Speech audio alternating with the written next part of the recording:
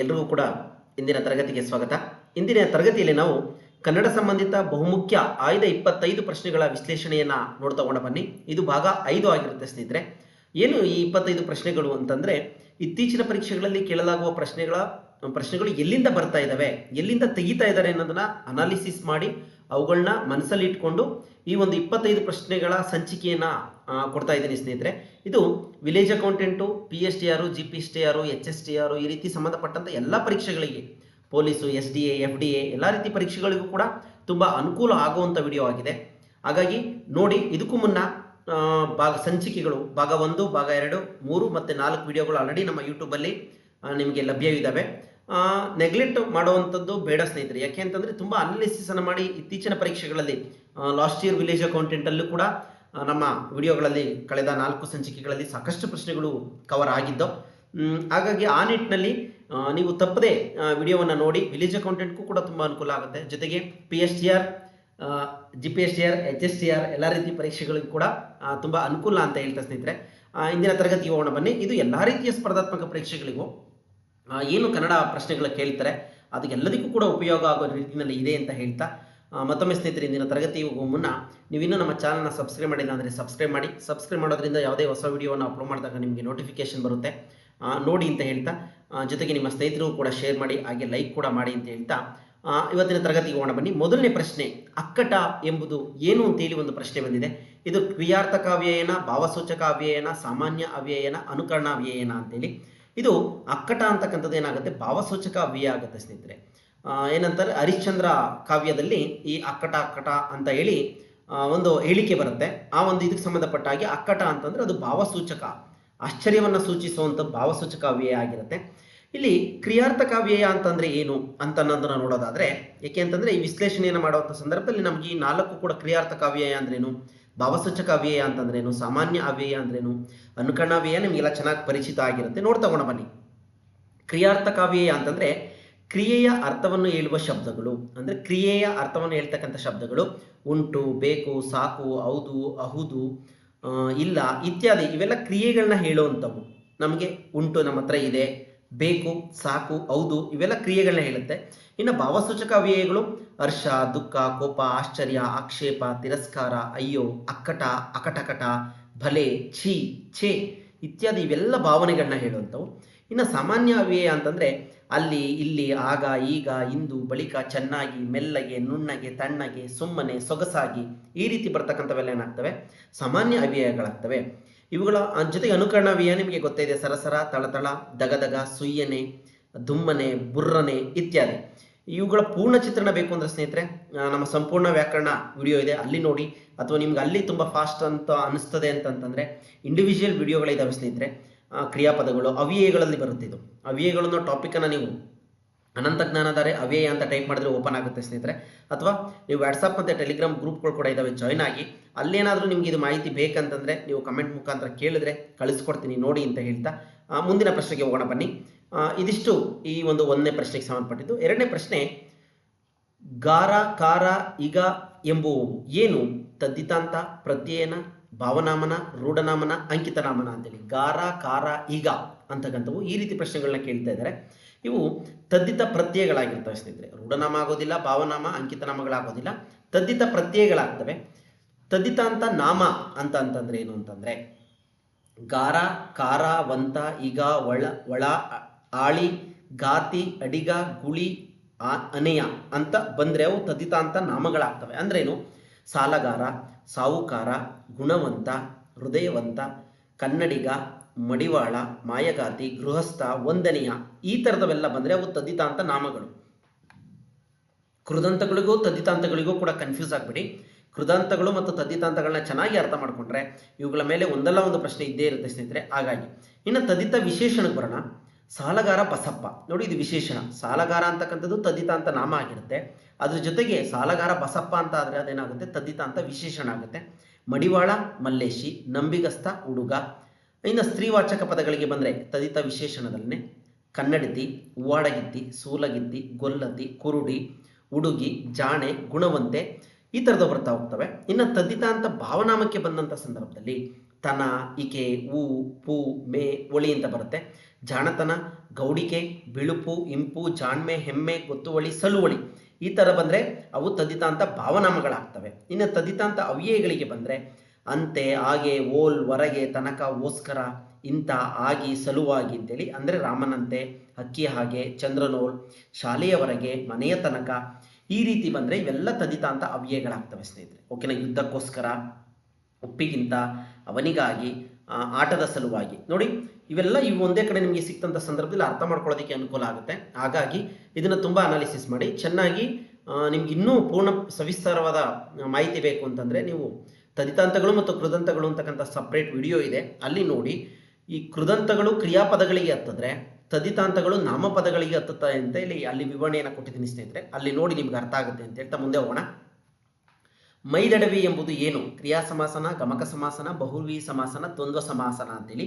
ಇದು ಮೈದಡವಿ ಅಂತಕ್ಕಂಥದ್ದು ಕ್ರಿಯಾ ಸಮಾಸ ಆಗುತ್ತೆ ಸ್ನೇಹಿತರೆ. ಕ್ರಿಯಾ ಸಮಾಸ ಅಂದ್ರೆ ಉದಾಹರಣೆಗೆ ಮೈಯನ್ನು ಪ್ಲಸ್ ತಡವಿ ಮೈದಡವಿ ಅಂತ ಆಗುತ್ತೆ. ಕಣ್ಣನ್ನು ಪ್ಲಸ್ ಮುಚ್ಚು ಕಣ್ಮುಚ್ಚು, ಸುಖವನ್ನು ಪ್ಲಸ್ ಪಡು ಸುಖಪಡು, ಇಂದನ್ನು ಪ್ಲಸ್ ಪಾಲಿಸು ಹಿಂಬಾಲಿಸು, ನೀರನ್ನು ಪ್ಲಸ್ ಕುಡಿ ನೀರು ಕುಡಿ, ಬೆಂಬತ್ತಿ ಈ ಥರದವೆಲ್ಲ ಕ್ರಿಯಾಪದಗಳಾಗ್ತವೆ. ಗಮಕ ಸಮಾಸಕ್ಕೆ ಬಂದರೆ ಅವನು ಪ್ಲಸ್ ಹುಡುಗ ಆ ಹುಡುಗ, ಸೊಕ್ಕಿದಿದ್ದು ಪ್ಲಸ್ ಆನೆ ಸೊಕ್ಕಾನೆ, ಉಡುವುದು ಪ್ಲಸ್ ದಾರ ಉಡುದಾರ, ಸಿಡಿಯುವ ಪ್ಲಸ್ ಮದ್ದು ಸಿಡಿಗೋಲು, ಕಡೆಯುವ ಪ್ಲಸ್ ಕೋಲು ಕಡೆಗೋಲು ಈ ಥರದವೆಲ್ಲ ಏನಾಗ್ತವೆ ಗಮಕ ಸಮಾಸಕ್ಕೆ ಉದಾಹರಣೆ ಆಗ್ತವೆ.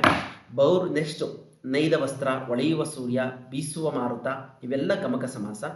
ಬಹುವ್ರೀಹಿ ಸಮಾಸ ಅಂದರೆ ಮುಕ್ಕಣ್ಣ, ಕಮಲಾಸನ, ಚಕ್ರಪಾಣಿ, ಕಡುಚಾಗಿ, ಪಲ್ಲಿಲಿ, ನಾಣಿಲಿ, ಕಿಚ್ಚುಗಣ್ಣ ಇವೆಲ್ಲ ಬಹುವ್ರೀಹಿ ಸಮಾಸಕ್ಕೆ ಉದಾಹರಣೆಗಳಾಗ್ತವೆ. ದ್ವಂದ್ವ ಸಮಾಸ ಬಂದರೆ ಭೀಮಾರ್ಜುನರು, ಗ್ರಹ ನಕ್ಷತ್ರಗಳು, ಗಜಾಶ್ವರತಗಳು ಈ ಥರದವೆಲ್ಲ ಏನಾಗ್ತವೆ ದ್ವಂದ್ವ ಸಮಾಸಕ್ಕೆ ಉದಾಹರಣೆ ಆಗಿರ್ತವೆ. ಇಲ್ಲಿ ಮೈದಡವಿ ಅಂತಕ್ಕಂಥದ್ದು ಕ್ರಿಯಾ ಸಮಾಸ ಆಗಿರುತ್ತೆ. ನಕ್ಕಳು ಎಂಬುದಕ್ಕೆ ನಗಳು ಎಂಬುದು ಏನು ಅಂತೇಳಿ ಒಂದು ಪ್ರಶ್ನೆ ಬಂದಿದೆ. ಇದು ಕ್ರಿಯಾ ಧಾತು ಪದನ, ವಿರುದ್ಧಾರ್ಥಕ ಪದನ, ನಿಷೇಧಾರ್ಥಕ ಪದನ, ಸಮನಾರ್ಥಕ ಪದನ ಅಂತೇಳಿ. ನಕ್ಕಳು ಎಂಬುದಕ್ಕೆ ನಗಳು ಎಂಬುದು ಏನು ಅಂತಕ್ಕಂಥದ್ದು ಇದು ನಿಷೇಧಾರ್ಥಕ ಪದ ಆಗುತ್ತೆ ಸ್ನೇಹಿತರೆ. ಓಕೆನಾ. ನಕ್ಕಳು ಅಂದರೆ ಅದು ವಿದ್ಯಾರ್ಥಕ, ನಗಳು ಅಂತಂದರೆ ಅದು ನಿಷೇಧಾರ್ಥಕ, ನಕ್ಕಾಳು ಅಂತಾದರೆ ಅದು ಸಂಭಾವನಾರ್ಥಕ ಆಗುತ್ತೆ. ಹಾಗಾಗಿ ಇಲ್ಲಿ ವಿದ್ಯಾರ್ಥಕ, ಸಂಭಾವನಾರ್ಥಕ, ನಿಷೇಧಾರ್ಥಕ. ಇತ್ತೀಚಿನ ಪರೀಕ್ಷೆಯಲ್ಲಿ ಇದರ ಮೇಲೆ ಒಂದು ಪ್ರಶ್ನೆಯನ್ನು ಕೇಳಿದ್ದಾರೆ ಸ್ನೇಹಿತರೆ. ವಿಲೇಜ್ ಅಕೌಂಟೆಂಟಲ್ಲಿ ಕ್ರಿಯೆ ನಡೆಯುತ್ತಲೇ ಇರುವುದನ್ನು ಅಥವಾ ಇದನ್ನು ಕೇಳಿದ್ದಾರೆ.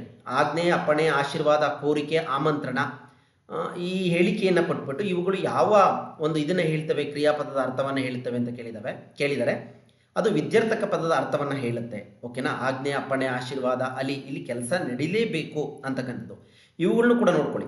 ಅಲ್ಲಿ ಹೂವ, ಹೂವೆ, ಓಣ, ಹೂವದು, ಒಳ್ಳೆಯದಾಗಲಿ,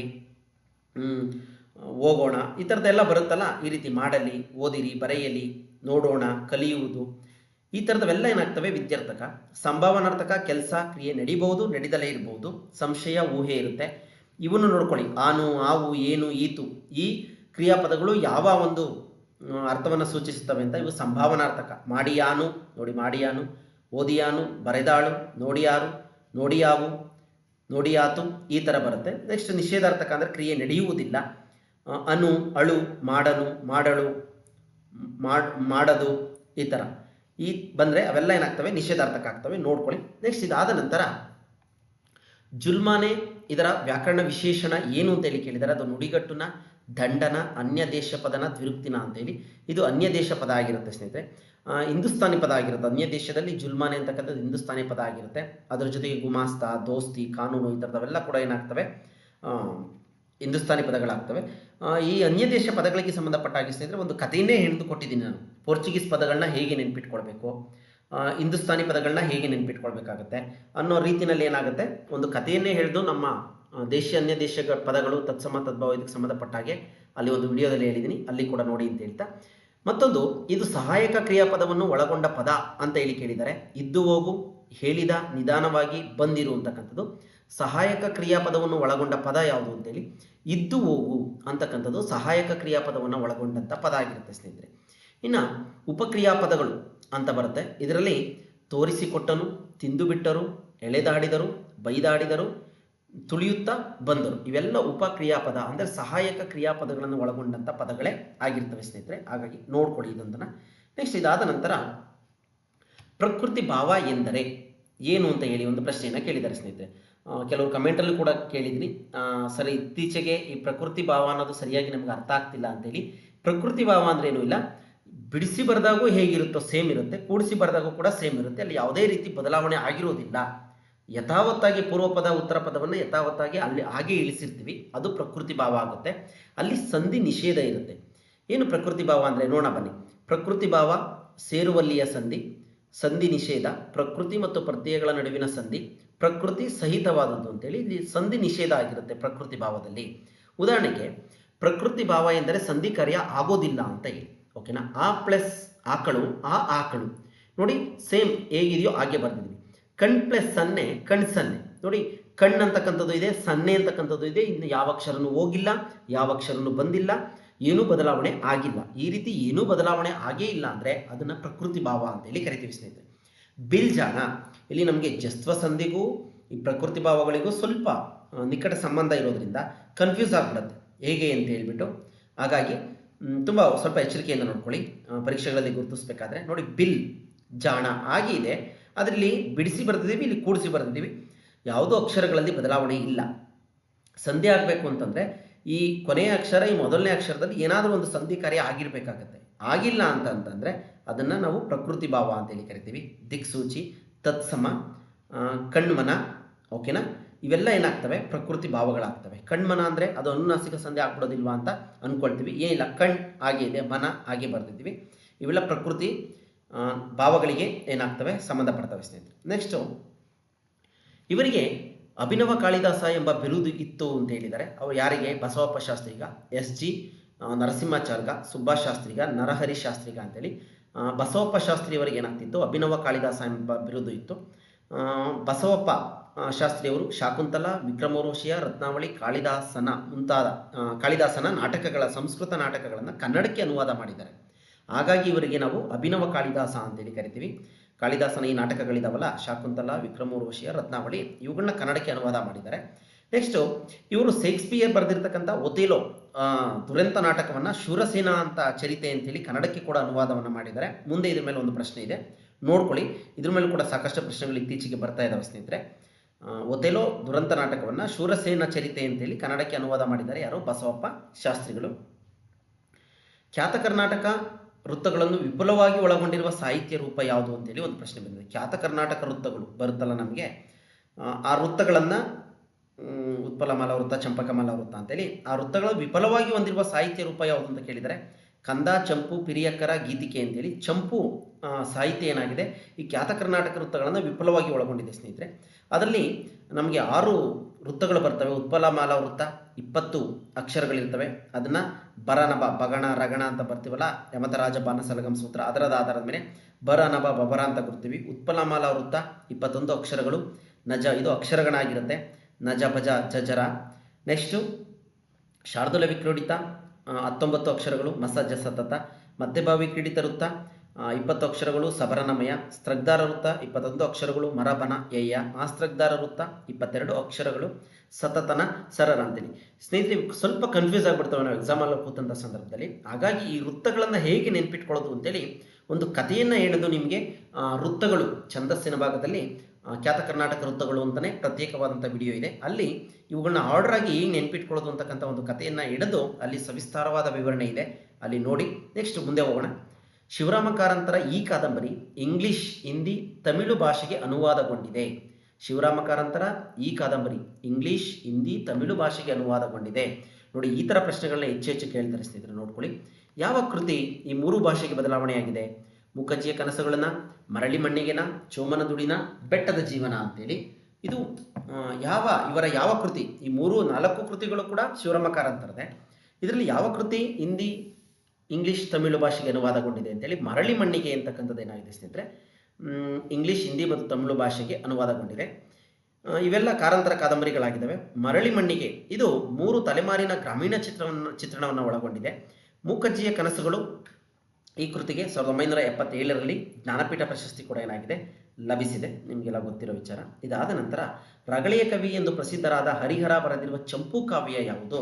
ನೋಡಿ, ಹರಿಹರನ ರಗಳೆಗಳನ್ನ ಕೇಳಿದ್ದೀವಿ, ಆದರೆ ಹರಿಹರ ಒಂದು ಚಂಪು ಕಾವ್ಯವನ್ನು ಕೂಡ ಬರೆದಿದ್ದಾರೆ. ಚಂಪು ಅಂತಂದರೆ ಗದ್ಯ ಪದ್ಯ 2 ಮಿಶ್ರಿತವಾಗಿರುವಂಥ ಕಾವ್ಯ. ಅದರಲ್ಲಿ ಯಾವುದು? ನೇಮಿನಾಥ ಪುರಾಣನ, ನಳಚರಿತಿನ, ಗಿರಿಜಾ ಕಲ್ಯಾಣನ, ಹರಿವಂಶ ಪುರಾಣನ ಅಂತೇಳಿ. ಗಿರಿಜಾ ಕಲ್ಯಾಣ ಅಂತಕ್ಕಂಥದ್ದು ಸ್ನೇಹಿತರೆ, ಹರಿಹರ ಅಂತಕ್ಕಂಥ ಒಂದು ವ್ಯಕ್ತಿ ಪರಿಚಯವನ್ನೇ ಮಾಡಿಕೊಟ್ಟಿದ್ದೀವಿ. ತುಂಬ ಅದ್ಭುತವಾಗಿರ್ತಕ್ಕಂಥದ್ದು. ಅಲ್ಲಿ ಇದರ ಪೂರ್ಣ ವಿವರ ಇದೆ ಸ್ನೇಹಿತರೆ. ಗಿರಿಜಾ ಕಲ್ಯಾಣದ ಕಥೆ ಇದೆ, ಹರಿಹರನ ಕೃತಿಗಳ ಬಗ್ಗೆ ಸಂಪೂರ್ಣ ಮಾಹಿತಿ ಇದೆ. ಅಲ್ಲಿ ಆ ವಿಡಿಯೋವನ್ನು ನೋಡಿ ಅಥವಾ ಕಮೆಂಟ್ ಮಾಡಿ, ನಿಮಗೆ ಆ ವಿಡಿಯೋವನ್ನು ಕಳಿಸ್ಕೊಡ್ತೀನಿ, ಅಥವಾ ವಾಟ್ಸಪ್ ಮತ್ತು ಟೆಲಿಗ್ರಾಮ್ ಗ್ರೂಪ್ಗಳಲ್ಲಿ ಕೂಡ ವಿಡಿಯೋ ಸಿಗುತ್ತೆ, ನೋಡಿ ಅಂತ ಹೇಳ್ತಾ, ರಗಳೆಯ ಕವಿ ಎಂದು ಪ್ರಸಿದ್ಧರಾಗಿರ್ತಕ್ಕಂಥ ಹರಿಹರ ಬರೆದಿರ್ತಕ್ಕಂಥ ಚಂಪು ಕಾವ್ಯ ಯಾವುದು ಅಂದರೆ ಗಿರಿಜಾ ಕಲ್ಯಾಣ. ನೇಮಿನಾಥ ಪುರಾಣ ಬರೆದಿರ್ತಕ್ಕಂಥದ್ದು ನೇಮಿಚಂದ್ರ ಅವರು. ನಳಚರಿತ್ರೆ ಬರೆದಿರ್ತಕ್ಕಂಥದ್ದು ಕನಕದಾಸರು. ಗಿರಿಜಾ ಕಲ್ಯಾಣ ಹರಿಹರ ಬರೆದಿರುವಂಥದ್ದೇ. ನೆಕ್ಸ್ಟು ಹರಿವಂಶ ಪುರಾಣ ಕರ್ಣಪಾರ್ಯ ಅಂತೇಳಿ, ಕರ್ಣಪಾರ್ಯ ಅಂತಕ್ಕಂಥದ್ದು ಹರಿವಂಶ ಪುರಾಣ ಅಂತಕ್ಕಂಥ ಕೃತಿಯನ್ನು ಬರೆದಿದ್ದಾರೆ. ಇದಿಷ್ಟು ವಿಚಾರವನ್ನು ನೋಡ್ಕೊಳ್ಳಿ. ನೆಕ್ಸ್ಟ್ ಇದಾದ ನಂತರ ಶ್ರೀ ರಾಮಾಯಣ ದರ್ಶನಂ ಮಹಾಕಾವ್ಯದ ಛಂದೋರೂಪ ಯಾವುದು ಅಂತೇಳಿ ಪ್ರಶ್ನೆಯನ್ನು ಕೇಳಿದ್ದಾರೆ. ಶ್ರೀ ರಾಮಾಯಣ ದರ್ಶನಂ ಕುವೆಂಪುರವರ ಮಹಾ ಕಾವ್ಯ. ಇದಕ್ಕೆ ಕೂಡ ಜ್ಞಾನಪೀಠ ಪ್ರಶಸ್ತಿ ಬಂದಿದೆ. ಇದು ಏನು ಪ್ರಗಾತನ, ಮಹಾಛಂದಸ್ಸುನ, ಸುನೀತನ, ಏಳೇನ ಅಂತೇಳಿ ನೋಡಿ. ಹೋದ ವರ್ಷ ಇದರಲ್ಲಿ ವಿಲೇಜ್ ಅಕೌಂಟೆಂಟಲ್ಲಿ ಈ ಪ್ರಶ್ನೆ ಬಂದಿದೆ. ಏಳೆ ಛಂದಸ್ಸಿನ ಒಂದು ಕಾದಂಬರಿಯನ್ನು ಹೆಸರಿಸಿ ಅಂತೇಳಿ. ಅಲ್ಲಿ ತುಂಬೆ ಹೂವು ಅಂತಕ್ಕಂಥ ಒಂದು ಕಾದಂಬರಿ ಏಳೆ ಛಂದಸ್ಸಿನಲ್ಲಿ ರಚನೆಯಾಗಿದೆ ಅಂತೇಳಿ. ಈ ಏಳೆ ಛಂದಸ್ಸು ಅಂತಕ್ಕಂಥದ್ದು ತ್ರಿಪದಿಗಳಿಗೆ ಮೂಲ ಅಂತಲೂ ಕೂಡ ಹೇಳ್ತಾರೆ. ಹಾಗಾಗಿ ನೋಡ್ಕೊಳ್ಳಿ, ಇದು ಯಾವ ಈ ಶ್ರೀರಾಮಾಯಣ ದರ್ಶನಂ ಮಹಾಕಾವ್ಯದ ಛಂದೋರೂಪ ಯಾವುದು ಅಂತೇಳಿ ಪ್ರಶ್ನೆ ಕೇಳಿದರೆ, ಇದು ಮಹಾಛಂದಸ್ಸಿನಲ್ಲಿ ರಚನೆಯಾಗಿದೆ ಸ್ನೇಹಿತರೆ. ಮಹಾಛಂದಸ್ಸು ಹೆಸರನ್ನು ಮೊದಲು ಬಳಸಿದವರು ಕುವೆಂಪುರವರು. ಓಕೆನಾ. ಈ ಛಂದಸ್ಸು ಗೊತ್ತಿದೆ ನಮಗೆ. ಆ ಛಂದಸ್ಸಲ್ಲಿ ಮಹಾಛಂದಸ್ಸು ಅಂತಕ್ಕಂಥ ಕಾನ್ಸೆಪ್ಟನ್ನು ಮೊದಲು ತಂದವರು ಕುವೆಂಪುರವರು. ಮಹಾಛಂದಸ್ಸಿನ ಮೂಲ ಸರಳ ರಗಳೆ ಅಂತ ಹೇಳಿ ಹೇಳ್ತಾರೆ. ನೆಕ್ಸ್ಟ್ ಪ್ರತಿ ಪದದಲ್ಲಿ 19, 21, 22 ಮಾತ್ರೆಗಳ ಬದಲಾವಣೆ ಇರುತ್ತೆ ಅಂತಕ್ಕಂಥದ್ದಾಗಿರುತ್ತೆ. ಏಕೆಂದರೆ ಈ ಛಂದಸ್ಸುಗಳ ಆಧಾರದ ಮೇಲೆ ಇತ್ತೀಚಿನ ಹೊಸಗನ್ನಡ ಕವಿಗಳು ಯಾರೂ ಕೂಡ ಅಷ್ಟಾಗಿ ಸಾಹಿತ್ಯವನ್ನು ರಚನೆ ಮಾಡಿರೋದಿಲ್ಲ. ಅಂದರೆ ಛಂದಸ್ಸು ಅಂತಕ್ಕಂಥದ್ದನ್ನು ಶ್ರೀ ರಾಮಾಯಣ ದರ್ಶನಮಲ್ಲಿ ಕುವೆಂಪುರವರು ಬಳಸ್ತಾರೆ. ನೆಕ್ಸ್ಟ್ ಕನ್ನಡದ ಮೊಟ್ಟ ಮೊದಲ ಸಣ್ಣ ಕಥೆಗಾರ. ನೋಡಿ ಸ್ನೇಹಿತರೆ, ಈ ಪಾಯಿಂಟನ್ನು ಚೆನ್ನಾಗಿ ನೆನಪಿಟ್ಕೊಳ್ಳಿ. ಸಣ್ಣ ಕಥೆಗಾರ ಯಾರು ಅಂತೇಳಿ, ಈ ಸಣ್ಣ ಕಥೆಗಳ ಜನಕ ಮಾಸ್ತಿ ಅಂತ ಹೇಳ್ಬಿಡ್ತೀವಿ ಅಂತೇಳಿ ಮಾಸ್ತಿ ಅಂತ ಹಾಕುವಂಥ ಸಾಧ್ಯತೆ ಇರುತ್ತೆ. ಅವರಲ್ಲ. ಬನ್ನಿ, ಸರಿಯಾದಂಥ ಉತ್ತರ ಬಂದು ಪಂಜೆ ಮಂಗೇಶರಾಯ. ಕನ್ನಡದ ಮೊಟ್ಟ ಮೊದಲ ಸಣ್ಣ ಕಥೆಗಾರ ಪಂಜೆ ಮಂಗೇಶರಾಯ. ಮಕ್ಕಳ ಸಾಹಿತ್ಯದ ಪಿತಾಮಹ ಅಂತ ಕರಿತೀವಿ. ಇವ್ರನ್ನ ಮೊಟ್ಟ ಮೊದಲ ಸಣ್ಣ ಕಥೆಗಾರ ಅಂತಲೂ ಕೂಡ ಕರಿತೀವಿ. ಕಾವ್ಯನಾಮ ಬಂದು ಕವಿ ಶಿಷ್ಯ ಅಂತಕ್ಕಂಥದ್ದು ಇವ್ರು ಕಾವ್ಯನಾಮ. ಸಣ್ಣ ಕಥೆಗಳ ಜನಕ ಅಂತ ಕರೆಯೋದಾದರೆ ಮಾಸ್ತಿಯವ್ರನ್ನ ಕರಿತೀವಿ. ನೋಡಿ, ಕನ್ನಡದ ಮೊಟ್ಟ ಮೊದಲ ಸಣ್ಣ ಕಥೆಗಾರ ಬಂದು ಪಂಜೆ ಮಂಗೇಶರಾಯ, ಸಣ್ಣ ಕಥೆಗಳ ಜನಕ ಬಂದು ಮಾಸ್ತಿ. ಈ ಥರ ಪ್ರಶ್ನೆಗಳಲ್ಲೂ ಕೂಡ ನಾವು ಇಡುವಂಥ ಸಾಧ್ಯತೆ ಇರುತ್ತೆ ಸ್ನೇಹಿತರೆ. ಹಾಗಾಗಿ ತುಂಬ ಎಚ್ಚರಿಕೆಯಿಂದ ಪ್ರಶ್ನೆಯನ್ನು ಓದ್ಕೊಂಡು ಈ ಥರ ನಾವು ವಿಡಿಯೋಗಳನ್ನ ನೋಡಿದಂಥ ಸಂದರ್ಭದಲ್ಲಿ ಅಥವಾ ಈ ಥರ ವಿಚಾರಗಳನ್ನ ತಿಳ್ಕೊಂಡಂಥ ಸಂದರ್ಭದಲ್ಲಿ ಈ ಥರ ಪ್ರಶ್ನೆಗಳು ಬಂದಂಥ ಸಂದರ್ಭದಲ್ಲಿ ಈಸಿಯಾಗಿ ಎದುರಿಸ್ಬೋದು. ಒಂದೊಂದು ಮಾರ್ಕ್ಸಲ್ಲಿ ನಾವೇನಾದರೂ ಜಾಬನ್ನು ಕಳ್ಕೊಳ್ಳುವಂಥ ಸಂದರ್ಭ ಎದುರಾದಂಥ ಸಂದರ್ಭದಲ್ಲಿ ನಮಗೆ ಈ ಥರದ್ದೆಲ್ಲ ಮಹತ್ವ ಅರ್ಥ ಆಗ್ತಾ ಹೋಗುತ್ತೆ.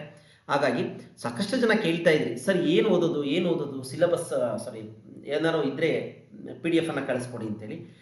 ಏನೇ PDF ಅನ್ನು ಕಳಿಸಿದ್ರು ಸ್ನೇಹಿತರೆ, ವಿಲೇಜ್ ಅಕೌಂಟೆಂಟ್ಗಾಗಲಿ ಯಾವುದೇ ಪರೀಕ್ಷೆಗಾಗಲಿ ಇಂಥದ್ದೇ ಪರ್ಟಿಕ್ಯುಲರ್ ಪುಸ್ತಕ ಅಂತ ಎಲ್ಲೂ ಇಲ್ಲ ಸ್ನೇಹಿತರೆ. ಇದುವರೆಗೂ ನೀವು ಯಾವುದಾದ್ರೂ ಎಕ್ಸಾಮನ್ನು ತಗೊಳ್ಳಿ, ಎಲ್ಲೂ ಕೂಡ ಇದೊಂದೇ ಪುಸ್ತಕದಲ್ಲಿ ಕೇಳ್ತೀವಿ ಅನ್ನೋದೇನಾದ್ರು ಉದಾಹರಣೆ ಇದೆಯಾ? ಅದು ಸಬ್ಜೆಕ್ಟ್ ಓರಿಯೆಂಟೆಡ್ ಅಪಾಯಿಂಟ್ಮೆಂಟನ್ನು ಬಿಟ್ಟರೆ ಎಲ್ಲೂ ಕೂಡ ಇಲ್ಲ. ಏನಂದರೆ ಇವಾಗ ಟೀಚರ್ ರಿಕ್ರೂಟ್ಮೆಂಟಲ್ಲಿ ಕನ್ನಡ ಟೀಚರ್ ಅಂದರೆ ಕನ್ನಡ ರಿಲೇಟೆಡೇ ಕೇಳಿರ್ತಾರೆ, ಮ್ಯಾಥ್ಸ್ ಟೀಚರ್ ಅಂದರೆ ಮ್ಯಾಥ್ಸ್ ರಿಲೇಟೆಡೇ ಕೇಳಿರ್ತಾರೆ ಅಂತ ಹೇಳೋದಕ್ಕೆ. ಆದರೆ ವಿಲೇಜ್ ಅಕೌಂಟೆಂಟ್ ಅಂದರೆ ಅವರು ಸಿಲೆಬಸನ್ನು ಕೊಟ್ಬಿಟ್ಟಿರ್ತಾರೆ. ಆ ಸಿಲೆಬಸ್ಸಲ್ಲಿ ಯಾವ ಪ್ರಶ್ನೆ ಬೇಕಾದರೂ ಕೇಳ್ಬೋದು. ಇನ್ ಕೇಸ್ ಸಿಲೆಬಸ್ಸಿಂದ ಆಚೆ ಹೋದರೂ ಕೂಡ ಪ್ರಶ್ನೆಗಳು ನಾವು ಯಾಕೆ ಪ್ರಶ್ನೆ ಕೊಟ್ಟಿದ್ದೀರಾ ಅಂತ ಕೇಳೋದಕ್ಕೆ ಆಗೋದಿಲ್ಲ. ಕೊಟ್ಟಂಥ ಪ್ರಶ್ನೆಗಳಿಗೆ ಉತ್ತರಿಸಬೇಕಾಗಿರುತ್ತೆ. ಹಾಗಾಗಿ ನೋಡ್ಕೊಳ್ಳಿ, ಈ ಥರ ಎಲ್ಲ ನಾನು ಸಾಕಷ್ಟು ಪರೀಕ್ಷೆಗಳನ್ನ ಅನಾಲಿಸಿಸ್ ಮಾಡಿ ಈ ಒಂದು ಪ್ರಶ್ನೆಗಳನ್ನ ಹುಡುಕಿ ತೆಗೆದಿದ್ದೀನಿ ಸ್ನೇಹಿತರೆ.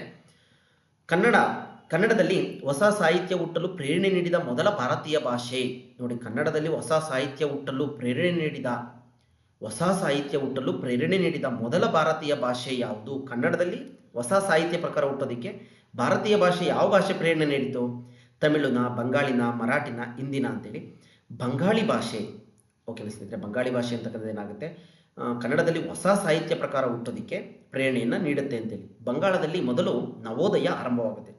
ಈ ನಾವು ಹೇಗೆ ನಡುಗನ್ನಡ, ಹಳಗನ್ನಡ, ಹೊಸಗನ್ನಡ, ಅದರಲ್ಲಿ ಹೊಸಗನ್ನಡದಲ್ಲಿ ನವ್ಯ ಸಾಹಿತ್ಯ, ನವೋದಯ ಸಾಹಿತ್ಯ, ಪ್ರಗತಿಶೀಲ ಸಾಹಿತ್ಯ, ಬಂಡಾಯ ಸಾಹಿತ್ಯ, ದಲಿತ ಸಾಹಿತ್ಯ ಅಂತಗಳು ಬರುತ್ತಲ್ಲ, ಅದರಲ್ಲಿ ಬಂಗಾಳದಲ್ಲಿ ಈ ನವೋದಯ ಸಾಹಿತ್ಯ ಅಂತಕ್ಕಂಥದ್ದು ಏನಾಗುತ್ತೆ, ಆರಂಭವಾಗುತ್ತೆ. ಈ ನವೋದಯ ಎಂಬುದು ಕನ್ನಡದಲ್ಲಿ BM ಶ್ರೀ ಅವರ ಇಂಗ್ಲಿಷ್ ಗೀತಗಳು ಕೃತಿಯಿಂದ ಆರಂಭವಾಗುತ್ತೆ ಸ್ನೇಹಿತರೆ. ಈ ಪಾಯಿಂಟನ್ನು ಚೆನ್ನಾಗಿ ನೆನಪಿಟ್ಕೊಳ್ಳಿ. ಈ ನವೋದಯ ಎಂಬುದು ಕನ್ನಡದಲ್ಲಿ BM ಶ್ರೀ ಅವರ ಇಂಗ್ಲಿಷ್ ಗೀತಗಳು ಅನ್ನೋ ಕೃತಿಯಿಂದ ಆರಂಭವಾಗುತ್ತೆ. ಇದಿಷ್ಟು ವಿಚಾರ. ಹೊಸ ಸಾಹಿತ್ಯ ಹುಟ್ಟಲು ಪ್ರೇರಣೆ ನೀಡಿದ ಭಾಷೆ ಬಂಗಾಳಿ. ಯಾರು ಯಾವ ಕೃತಿಯಿಂದ ಪ್ರಾರಂಭವಾಯಿತು ಅಂತಂದರೆ ನವೋದಯ ಸಾಹಿತ್ಯ ಅಂತಕ್ಕಂಥದ್ದು BM ಶ್ರೀಕಂಠಯ್ಯ ಅವರ ಇಂಗ್ಲಿಷ್ ಗೀತಗಳು ಎಂಬ ಒಂದು ಇದು ಕೃತಿಯಿಂದ ಪ್ರಾರಂಭವಾಗುತ್ತೆ. ಚೆನ್ನಾಗಿ ನೆನಪಿಟ್ಕೊಳ್ಳಿ. ವೀರಬಲ್ಲಾಳನಿಂದ ಕವಿಚಕ್ರವರ್ತಿ ಎಂಬ ಬಿರುದನ್ನು ಪಡೆದವನು ಯಾರು? ವೀರಬಲ್ಲಾಳನಿಂದ ಪಂಪನ, ರನ್ನನ, ಪೊನ್ನನ, ಜನ್ನನ ಅಂತೇಳಿ. ಜನ್ನ. ರತ್ನತ್ರಯರು, ಕನ್ನಡದ ರತ್ನತ್ರಯರು ನಿಮಗೆ ಗೊತ್ತಿದೆ, ಪಂಪ, ಪೊನ್ನ, ರನ್ನ. ಕವಿಚಕ್ರವರ್ತಿಗಳು ಗೊತ್ತಿದ್ದಾರೆ, ರನ್ನ, ಪೊನ್ನ, ಜನ್ನ ಅಂತಕ್ಕಂಥದ್ದು. ಪಂಪ ಬಂದು ಯಾರ ಆಸ್ಥಾನದಲ್ಲಿದ್ದರು ಅಂತಂದರೆ ಚಾಲುಕ್ಯರ ಅರಿಕೇಸರಿಯ ಆಸ್ಥಾನದಲ್ಲಿ ಇರ್ತಾರೆ. ನೆಕ್ಸ್ಟು ರನ್ನ ಬಂದು ಕಲ್ಯಾಣಿ ಚಾಲುಕ್ಯರ ತೈಲಪ ಮತ್ತು ಸತ್ಯಾಶ್ರಯ ಇವರ ಒಂದು ಕಲ್ಯಾಣಿ ಚಾಲುಕ್ಯರು ಬರ್ತಾರಲ್ಲ ಅವರ ಆಶ್ರಯದಲ್ಲಿರ್ತಾರೆ. ನೆಕ್ಸ್ಟ್ ಪೊನ್ನ ಬಂದು ರಾಷ್ಟ್ರಕೂಟರ 3ನೇ ಕೃಷ್ಣನ ಆಸ್ಥಾನದಲ್ಲಿರ್ತಾರೆ. ಇನ್ನು ಜನ್ನ ಬಂದು ಹೊಯ್ಸಳರ ವೀರಬಲ್ಲಾಳನ ಆಸ್ಥಾನದಲ್ಲಿರ್ತಾರೆ ಸ್ನೇಹಿತರೆ. ಓಕೆನಾ? ಇದಿಷ್ಟು ಪಾಯಿಂಟ್ಗಳನ್ನ ನೆನಪಿಟ್ಕೊಳ್ಳಿ. ಈ ಕವಿಗಳ ಮೇಲೂ ಕೂಡ ಆ ಕವಿಗಳಿಗೆ ಆಶ್ರಯವನ್ನು ಕೊಟ್ಟಿದ್ದಂಥ ರಾಜರುಗಳು ಯಾರು ಅಂತಲೂ ಕೂಡ ಪ್ರಶ್ನೆ ಇದೆ. ಜೊತೆಗೆ ಇವರು ಬರೆದಿರ್ತಕ್ಕಂಥ ಕೃತಿಗಳನ್ನು ಆರ್ಡರ್ ಕೊಟ್ಬಿಟ್ಟು ಸ್ನೇಹಿತರೆ, ಹೋದ ವರ್ಷ ವಿಲೇಜ್ ಅಕೌಂಟೆಂಟಲ್ಲಿ ಏನು ಮಾಡಿದ್ದಾರೆ, ಕವಿರಾಜ ಮಾರ್ಗ ಈ ಥರದ್ದೆಲ್ಲ ವಡ್ಡಾರಾಧನೆ ಇವೆಲ್ಲ ಕೃತಿಗಳನ್ನು ಏನು ಮಾಡಿ ಆರ್ಡರ್ ಆಗಿ ಬರೀರಿ ಅಂತೇಳಿ ಅಲಗನಡ ಕೃತಿಗಳನ್ನ ಒಂದಷ್ಟು ಕೊಟ್ಬಿಟ್ಟು ಪಂಪನ ಕೃತಿಗಳು, ವಿಕ್ರಮಾರ್ಜುನ ವಿಜಯ, ಗದಾಯುಧ ಇವುಗಳನ್ನೆಲ್ಲ ಕೊಟ್ಟು ಕಾಲಾಧಾರಿತವಾಗಿ ಬರೆಯಿರಿ, ಕಾಲಾನುಕ್ರಮದಲ್ಲಿ ಬರೆಯಿರಿ ಅಂತಲೂ ಕೂಡ ಪ್ರಶ್ನೆಗಳು ಬಂದಿದ್ದಾವೆ. ಹಾಗಾಗಿ ಈ ಥರ ಪ್ರಶ್ನೆಗಳನ್ನ ಒಂದಷ್ಟು ಅನಾಲಿಸಿಸನ್ನು ಮಾಡ್ತಾ ಹೋಗೋಣ. ಹಾಗಾಗಿ ನಮ್ಮ ಈ 4 ವಿಡಿಯೋಗಳನ್ನ ನೋಡಿ ಸ್ನೇಹಿತರೆ. ಇದುವರೆಗೂ ಕೂಡ ಇದು 5ನೇ ವಿಡಿಯೋ. ಶೀಘ್ರದಲ್ಲೇ 6ನೇ ವಿಡಿಯೋ ಕೂಡ ಅಪ್ಲೋಡ್ ಮಾಡ್ತೀನಿ, ಭಾಗ 6ಅನ್ನು ನೋಡ್ಕೊಳ್ಳಿ. ಇದಕ್ಕಿಂತ ಮುನ್ನ 4 ವಿಡಿಯೋಗಳನ್ನ ನೋಡಿ ನಿಮಗೆ ಸಾಕಷ್ಟು ಮಾಹಿತಿ ಸಿಗುತ್ತೆ, ಒಂದು ಐಡಿಯಾ ಬರ್ತವೆ ಪ್ರಶ್ನೆಗಳನ್ನ ಕೇಳಿದಂಥ ಸಂದರ್ಭದಲ್ಲಿ ಹೇಗೆ ಉತ್ತರವನ್ನು ಕೊಡಬೇಕು ಅಂತೇಳಿ. ತೊರವೆ ರಾಮಾಯಣವನ್ನು ಬರೆದವರು ಯಾರು ಅಂತೇಳಿ ಒಂದು ಪ್ರಶ್ನೆ ಇದೆ. ಮಲ್ಲಿಕಾರ್ಜುನನ, ಗೋಪಕವಿನ, ಬೊಮ್ಮರಸನ, ಕುಮಾರ ವಾಲ್ಮೀಕಿ ಅಂತ ಹೇಳಿ. ತೊರವೆ ರಾಮಾಯಣವನ್ನು ಬರೆದಿರ್ತಕ್ಕಂಥವ್ರು ಕುಮಾರ ವಾಲ್ಮೀಕಿ ಅಂತೇಳಿ. ಯಾಕೆ ಅಂತಂದರೆ ಇವರ ನಿಜನಾಮ ಬಂದು ತೊರವೆ ನರಹರಿ ಅಂತೇಳಿ. ಬಿರುದು ಬಂದು ಕವಿರಾಜ ಹಂಸ ಅಂತಕ್ಕಂಥದ್ದು. ಈ ಕೃತಿ ಬಂದು ಭಾಮಿನಿ ಷಟ್ಪದಿಯಲ್ಲಿ ರಚನೆಯಾಗಿದೆ. ಯಾವುದು? ತೊರವೆ ರಾಮಾಯಣ ಅಂತಕ್ಕಂಥದ್ದು ಯಾವ ಷಟ್ಪದಿಯಲ್ಲಿ ರಚನೆಯಾಗಿದೆ ಅಂತಲೂ ಕೂಡ ಕೇಳ್ತಾರೆ. ಭಾಮಿನಿ ಷಟ್ಪದಿಯಲ್ಲಿ ರಚನೆಯಾಗಿದೆ. ಈ ಕುಮಾರ ವಾಲ್ಮೀಕಿ ಅಂತಕ್ಕಂಥದ್ದು ಅವರ ಬಿರುದಾಗಿತ್ತು. ಅವ್ರ ನಿಜ ನಾಮ ಏನು ಅಂತಂದರೆ ತೊರವೆ ನರಹರಿ. ಇದನ್ನು ಕೂಡ ಹಿಂದೆ ಒಂದು ಪರೀಕ್ಷೆಯಲ್ಲಿ ಕೇಳಿದರು. ಕುಮಾರ ವಾಲ್ಮೀಕಿ ಎಂಬುದು ಯಾರ ಬಿರುದಾಗಿತ್ತು ಅಂತ ಹೇಳಿ ಕೂಡ ಕೇಳಿದ್ದಾರೆ.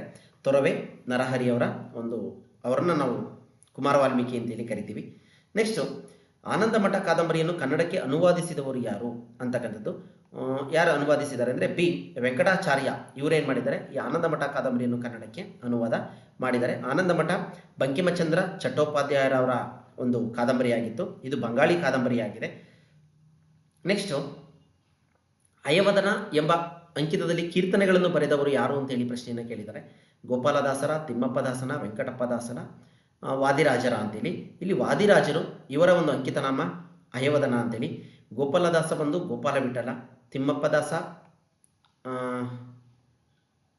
ವಾದಿರಾಜರು ಅಯವದನ, ಶ್ರೀಪಾದರಾಯ ರಂಗವಿಠಲ, ಪುರಂದರದಾಸ ಪುರಂದರ ವಿಠಲ, ಕನಕದಾಸ ಆದಿಕೇಶವ, ಜಗನ್ನಾಥದಾಸ ಜಗನ್ನಾಥ ವಿಠಲ, ವಿಜಯದಾಸ ವಿಜಯ ವಿಠಲ. ಇದಿಷ್ಟು ಕೂಡ ಒಂದಷ್ಟು ಕೀರ್ತನಕಾರರ ಕಾವ್ಯನಾಮಗಳು ಸ್ನೇಹಿತರೆ. ಇಲ್ಲಿ ತಿಮ್ಮಪ್ಪದಾಸ ವೆಂಕಟಪ್ಪದಾಸ ಅಂತಕ್ಕಂಥದ್ದು ಯಾರು ಇಲ್ಲ ಅಲ್ಲಿ. ಹಾಗಾಗಿ ಇಲ್ಲಿ ಏನು ಅಂಕಿತನಾಮಗಳಿಲ್ಲ. ಹಾಗಾಗಿ ಇನ್ನು ಮಿಕ್ದವ್ರದಿಲ್ಲ ಒಂದಷ್ಟು ಜನದ ಅಂಕಿತನಾಮಗಳನ್ನ ಹೇಳಿದ್ದೀನಿ, ನೋಡ್ಕೊಳ್ಳಿ. ಇದಾದ ನಂತರ ಉಪಮಾಲೋಲ ಎನಿಸಿಕೊಂಡ ಕವಿ ಯಾರು ಅಂತೇಳಿ ಒಂದು ಪ್ರಶ್ನೆ ಇದೆ ಸ್ನೇಹಿತರೆ. ಕೆರೆಯ ಪದ್ಮರಸನ, ಲಕ್ಷ್ಮೀಶನ, ಕುಮುದೇಂದುನ, ಬಂಧುವರ್ಮನ ಅಂತೇಳಿ. ಲಕ್ಷ್ಮೀಶ ಇವರನ್ನು ಉಪಮಾಲೋಲ ಅಂತೇಳಿ ಕರೀತಾರೆ. ಲಕ್ಷ್ಮೀಶರ ಕ್ರಿಸ್ತಶಕ 1550 ಇವರ ಕಾಲ ಬಂದು. ಕೃತಿ ಬಂದು ಜೈಮಿನಿ ಭಾರತ. ಇದು ವಾರ್ಧಕ ಷಟ್ಪದಿಯಲ್ಲಿ ರಚನೆಯಾಗಿದೆ. ಏಕೆಂದರೆ ಇದನ್ನು ಕೂಡ ಪ್ರಶ್ನೆ ಕೇಳ್ತಾರೆ, ಯಾವ್ದಾದ್ರು ಒಂದು ಕೃತಿಯನ್ನು ಕೊಟ್ಟು ಇದು ಯಾವ ಷಟ್ಪದಿಯಲ್ಲಿ ರಚನೆಯಾಗಿದೆ ಅಂತೇಳಿ. ಇದಕ್ಕೆ ಸಂಬಂಧಪಟ್ಟ ಹಾಗೆ ಸ್ನೇಹಿತರೆ ಸಾಹಿತ್ಯದ ಮೇಲೆ ಏನೆಲ್ಲ ಪ್ರಶ್ನೆ ಇದುವರೆಗೂ ಕೇಳಿದ್ದಾರೆ ಅನ್ನೋದನ್ನು ಹಳಗನ್ನಡ, ನಡುಗನ್ನಡ, ಹೊಸಗನ್ನಡ ಇದಕ್ಕೆ ಸಂಬಂಧಪಟ್ಟ ಹಾಗೆ ಒಂದು ವಿಡಿಯೋವನ್ನು ಕಟ್ಟಿಕೊಟ್ಟಿದ್ದೀನಿ. ಅದನ್ನು ನೋಡಿ ನಿಮಗೆ ಈ ಥರ ಪ್ರಶ್ನೆಗಳಿಗೆ ಅನುಕೂಲ ಆಗುತ್ತೆ ಅಂತ ಹೇಳ್ತಾ, ನೆಕ್ಸ್ಟ್ ಬಿರುದು ಬಂದು ಕರ್ನಾಟಕ ಕವಿ ಚೈತ್ರವನ ಚೂತ, ಉಪಮಾಲೋಲ ಅಂತೇಳಿ ಈ ಲಕ್ಷ್ಮೀಶನನ್ನು ಕರೀತಾರೆ. ಕುಮುದೇಂದು ರಾಮಾಯಣ ಅಂತಕ್ಕಂಥ ಒಂದು ಕೃತಿಯನ್ನು ಬರೆದಿದ್ದಾರೆ. ಈ ಪ್ರಶ್ನೆ ಇತ್ತೀಚಿನ ಪರೀಕ್ಷೆಗಳಲ್ಲಿ ಬಂದಿತ್ತು ಸ್ನೇಹಿತರೆ. ಎಲ್ಲ ಜಾತಿಯ ಷಟ್ಪದಿಗಳನ್ನು ಬಳಸಿ ರಚಿತವಾದ ಕೃತಿ ಯಾವುದು ಅಂತೇಳಿ ಇತ್ತೀಚೆಗೆ ಯಾವುದೋ ಒಂದು ಪರೀಕ್ಷೆಯಲ್ಲಿ ಕೇಳಿದರು. ಅದು ಕುಮುದೇಂದು ರಾಮಾಯಣ. ಎಲ್ಲ ಜಾತಿಯ ಷಟ್ಪದಿಗಳು ಏನು 6 ರೀತಿಯ ಷಟ್ಪದಿಗಳಿದ್ದಾವೆ, ಶಕು, ಬೋಬ, ಪವ, ಅಷ್ಟು ಷಟ್ಪದಿಗಳನ್ನು ಬಳಸಿ ರಚಿತವಾಗಿರ್ತಕ್ಕಂಥ ಕೃತಿ ಯಾವುದು ಅಂದರೆ ಕುಮುದೇಂದು ರಾಮಾಯಣ. ಇದನ್ನು ಬರೆದಿರ್ತಕ್ಕಂಥವ್ರು ಕುಮುದೇಂದು ಅಂತೇಳಿ. ನೋಡಿ, ಇದನ್ನು ತುಂಬ ಹಿಂದೆನೇ ರೆಡಿ ಮಾಡಿ ಇಟ್ಟಿದ್ದೆ ಸ್ನೇಹಿತರೆ, ಬಟ್ ಅಪ್ಲೋಡ್ ಮಾಡೋಕ್ಕಾಗಿಲ್ಲ. ಆ ಸಂದರ್ಭದಲ್ಲಿ ಇದನ್ನು ಅಪ್ಲೋಡ್ ಮಾಡಿದರೆ ಈ ಪ್ರಶ್ನೆ ಕೂಡ ನಿಮಗೆ ಒಂದು ಯೂಸ್ ಆಗ್ತಾಯಿತ್ತು, ಯಾರೆಲ್ಲ ನಮ್ಮ ವಿಡಿಯೋಗಳನ್ನ ನೋಡಿದ್ರಿ. ಅವರಿಗೆ ಅಂತ ಹೇಳ್ತಾ ಮುಂದೆ ಹೋಗೋಣ. ಕನ್ನಡಕ್ಕೆ ಮೊಟ್ಟ ಮೊದಲು ಶೇಕ್ಸ್ಪಿಯರ್ನ ಯಾವ ನಾಟಕ ಅನುವಾದಗೊಂಡಿತು? ಶೇಕ್ಸ್ಪಿಯರ್ ಇಂಗ್ಲಿಷ್ ಶ್ರೇಷ್ಠ ನಾಟಕಕಾರ ಕಾಳಿದಾಸನಂತೆ ಅಂತ ಹೇಳ್ತೀವಿ. ಹಾಗೆ ಕನ್ನಡಕ್ಕೆ ಮೊಟ್ಟ ಮೊದಲು ಶೇಕ್ಸ್ಪಿಯರ್ನ ಯಾವ ನಾಟಕ ಅನುವಾದಗೊಂಡಿತು ಅಂತಕ್ಕಂಥದ್ದು ಕಿಂಗ್ ಲಿಯರ, ಹ್ಯಾಮ್ಲೆಟ, ಒಥೆಲೋನ, ದ ಟೆಂಪೆಸ್ಟ ಅಂತೇಳಿ ಇವೆಲ್ಲವೂ ಕೂಡ ಶೇಕ್ಸ್ಪಿಯರ್ ಅವರ ನಾಟಕಗಳೇ. ಇದರೊಳಗೆ ಯಾವ ನಾಟಕ ಅನುವಾದಗೊಂಡಿತ್ತು ಅಂತಕ್ಕಂಥದ್ದು ಒಥೆಲೋ ಅಂತಕ್ಕಂಥದ್ದು. ಯಾರು ಕನ್ನಡಕ್ಕೆ ಅನುವಾದ ಮಾಡಿದವರು ನೋಡ್ತಾ ಹೋಗೋಣ ಬನ್ನಿ. ರಕ್ತಾಕ್ಷಿ ನಾಟಕವನ್ನು ಕುವೆಂಪುರವರು ಅನುವಾದ ಮಾಡ್ತಾರೆ. ಯಾವುದು ಅಂತಂದರೆ ಶೇಕ್ಸ್ಪಿಯರ್ನ ಆಮ್ಲೆಟ್ ನಾಟಕವನ್ನು. ಶೇಕ್ಸ್ಪಿಯರ್ನ ಆಮ್ಲೆಟ್ ನಾಟಕವನ್ನು ಏನು ಮಾಡ್ತಾರೆ, ರಕ್ತಾಕ್ಷಿ ಅಂತೇಳಿ ಕುವೆಂಪುರವರು ಅನುವಾದವನ್ನು ಮಾಡ್ತಾರೆ, ನೆನ್ಪಿಟ್ಕೊಳ್ಳಿ. ಬಿರುಗಾಳಿ ನಾಟಕವನ್ನು ಮತ್ತೆ ಕುವೆಂಪುರವರು ಮಾಡ್ತಾರೆ, ಅದೇ ಶೇಕ್ಸ್ಪಿಯರ್ನ ಟೆಂಪೆಸ್ಟ್ ಅಂತಕ್ಕಂಥದ್ದು. ದ ಟೆಂಪೆಸ್ಟ್ ಅನ್ನೋ ನಾಟಕವನ್ನು ಕನ್ನಡಕ್ಕೆ ಬಿರುಗಾಳಿ ಅಂತೇಳಿ ಕುವೆಂಪುರವರೇ ಅನುವಾದ ಮಾಡ್ತಾರೆ. ಆಮ್ಲೆಟ್ ಅನ್ನು ಕೂಡ ರಕ್ತಾಕ್ಷಿ ಅಂತ ಅನುವಾದ ಮಾಡ್ತಾರೆ. ಇನ್ನು ಆಲ್ರೆಡಿ ಹೇಳಿದೆ, ಈ ಬಸವಪ್ಪ ಅಭಿನವ ಕಾಳಿದಾಸ ಬಸವಪ್ಪ ಶಾಸ್ತ್ರಿಯವರು ಶೇಕ್ಸ್ಪಿಯರ್ನ ಒಥೆಲೋ ದುರಂತ ನಾಟಕವನ್ನು ಸೂರಸೇನ ಚರಿತೆ ಅಂತಕ್ಕಂಥದ್ದು. ಈ ಒಥೆಲೋ ಅಂತಕ್ಕಂಥದ್ದನ್ನು ಯಾರು ಬದಲಾವಣೆ ಮಾಡಿದ್ದು ಅಂತಂದರೆ ಬಸವಪ್ಪ ಶಾಸ್ತ್ರಿಗಳು ಶೇಕ್ಸ್ಪಿಯರ್ನ ಒಥೆಲೋ ನಾಟಕವನ್ನು ಸೂರಸೇನ ಚರಿತೆ ಅಂತೇಳಿ ಈ ಬಸವಪ್ಪ ಶಾಸ್ತ್ರಿಗಳು ಅನುವಾದ ಮಾಡ್ತಾರೆ. ಹಿಂದೆ ಆಲ್ರೆಡಿ ಇದು ಬಂತು. ನೆಕ್ಸ್ಟು ಶೇಕ್ಸ್ಪಿಯರ್ನ ಕಿಂಗ್ ಲಿಯರ್ ದುರಂತ ನಾಟಕ, ಅದನ್ನು ಕೂಡ ಏನು ಮಾಡ್ತಾರೆ, ಬಸವಪ್ಪ ಶಾಸ್ತ್ರಿಗಳೇ ಅನುವಾದವನ್ನು ಮಾಡ್ತಾರೆ. ನೆಕ್ಸ್ಟು ಅಶ್ವತ್ಥಾಮ ರುದ್ರ ನಾಟಕ, ಬಿ ಎಂ ಶ್ರೀ ಸೋಫೋಕ್ಲಿಸ್ ಏಜಾಕ್ಸ್ ಅಂತ ಹೇಳಿ ಅದನ್ನು ಅಶ್ವತ್ಥಾಮನ್ ರುದ್ರ ನಾಟಕ, ಅಶ್ವತ್ಥಾಮನ್ ಅಂತೇಳಿ ಬಿ ಎಂ ಶ್ರೀ ಅವರು ಅನುವಾದ ಮಾಡ್ತಾರೆ. ಯಾವುದಂದರೆ ಸೋಫೋಕ್ಲಿಸ್ ಏಜಾಕ್ಸ್ ಅಂತಕ್ಕಂಥ ಒಂದು ಸೋಫೋಕ್ಲಿಸನ ಏಜಾಕ್ಸ್ ಅಂತಕ್ಕಂಥ ಒಂದು ಕೃತಿಯನ್ನು. ಇದಿಷ್ಟು ವಿಚಾರಗಳನ್ನ ನೋಡ್ಕೊಳ್ಳಿ ಸ್ನೇಹಿತರೆ. ಇದಿಷ್ಟು ಕೂಡ ಒಂದು 25 ಪ್ರಶ್ನೆಗಳ ವಿಚಾರವಂತಿಕೆ. ಈ ರೀತಿ ಪ್ರಶ್ನೆಗಳು ನಮಗೆ ಇತ್ತೀಚೆಗೆ ಕೇಳ್ತಾ ಇರ್ತಕ್ಕಂಥ ಎಲ್ಲ ಪರೀಕ್ಷೆಗಳಿಗೂ ಕೂಡ ತುಂಬ ಉಪಯುಕ್ತ ಆಗಿದೆ. ಹಾಗಾಗಿ ನಮ್ಮ ಎಲ್ಲ ವಿಡಿಯೋಗಳನ್ನ ನೋಡಿ, ಜೊತೆಗೆ ಸಬ್ಸ್ಕ್ರೈಬ್ ಮಾಡಿ. ಸಬ್ಸ್ಕ್ರೈಬ್ ಮಾಡೋದ್ರಿಂದ ನಾವು ಯಾವುದೇ ಹೊಸ ವಿಡಿಯೋನ ಅಪ್ಲೋಡ್ ಮಾಡಿದಂಥ ಸಂದರ್ಭದಲ್ಲಿ ನಿಮ್ಗೆ ನೋಟಿಫಿಕೇಶನ್ ಬರುತ್ತೆ ಅಂತ ಹೇಳ್ತಾ, ಏನಾದರೂ ಡೌಟ್ಗಳಿದ್ದರೆ ಕೇಳಿ. ಎಲ್ಲ ರೀತಿಯ ವಿಲೇಜ್ ಅಕೌಂಟೆಂಟ್ಗೆ ಸಂಬಂಧಪಟ್ಟ ಹಾಗೆ GK ಪ್ರಶ್ನೆಯನ್ನು ಕೂಡ ರೆಡಿ ಮಾಡ್ತಾ ಇದ್ದೀನಿ, ಶೀಘ್ರದಲ್ಲಿ ಅಪ್ಲೋಡ್ ಮಾಡ್ತೀನಿ ಅಂತ ಹೇಳ್ತಾ, ನೋಡಿ ಎಲ್ಲ ರೀತಿಯ ಪರೀಕ್ಷೆಗಳಿಗೂ ಇದು ಅನುಕೂಲ ಆಗುತ್ತೆ ಅಂತ ಹೇಳ್ತಾ ಎಲ್ರಿಗೂ ಕೂಡ ಇಂದಿನ ತರಗತಿಗೆ ಧನ್ಯವಾದಗಳು.